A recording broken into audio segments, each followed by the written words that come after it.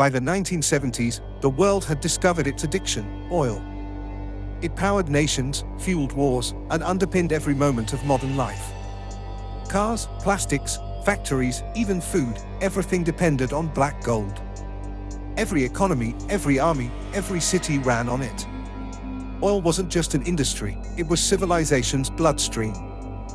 But this lifeblood of the modern world was controlled by a handful of countries and a few giant corporations known as the Seven Sisters. They set the prices, signed the contracts, and decided who got what.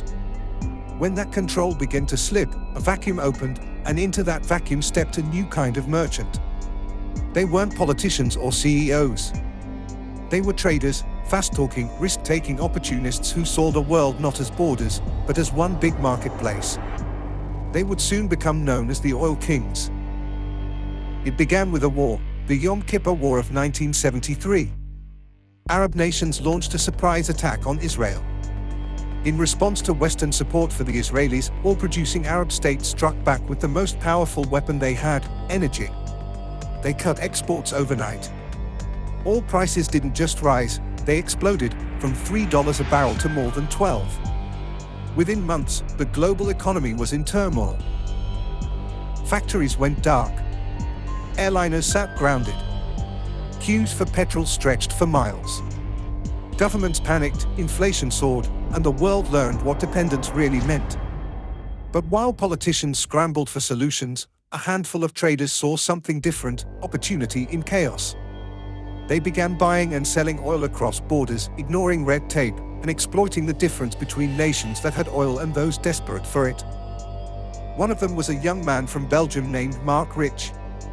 A Jewish refugee whose family had fled the Nazis. Rich had grown up with an instinct for survival.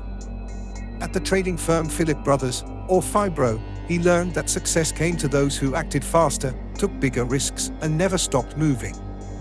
He mastered the art of the deal: how to buy what others overlooked, sell what others needed, and pocket the difference. But Rich saw something others didn't. Oil wasn't just a resource, it was power itself. He began building relationships in places other Western businessmen feared to tread: Tehran, Tripoli, Lagos. While others waited for government approval, Rich was already closing deals.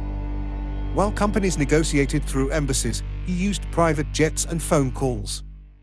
He built a network of connections that would soon span the globe. Until the mid-1970s, oil was traded through long-term contracts set by governments and major oil firms. Predictable, bureaucratic, safe, but also painfully slow. Mark Rich changed that by creating the spot market: buy today, sell tomorrow. No multi-year contracts. No committees. Just information, speed, and instinct. This single innovation turned oil into a financial instrument, something that could be speculated on, hedged, or flipped for profit in days.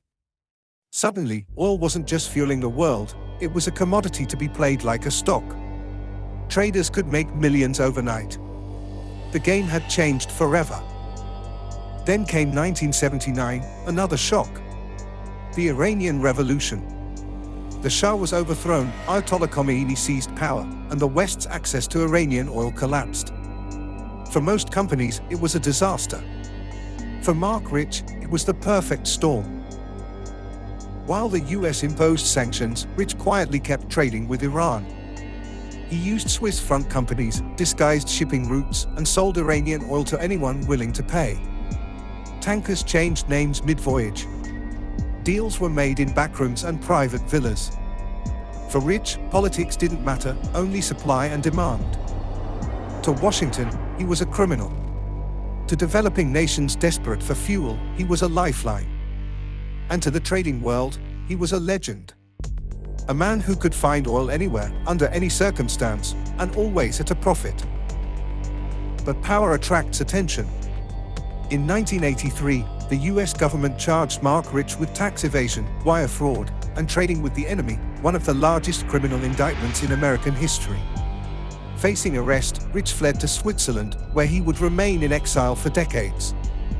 Yet his company lived on. From his offices in Zug, his traders kept doing what they did best: moving metals, minerals, and oil across the world. The company that survived his exile would one day become Glencore, one of the most powerful, secretive, and influential firms on the planet. Today, Glencore touches everything from the oil in your car to the copper in your phone.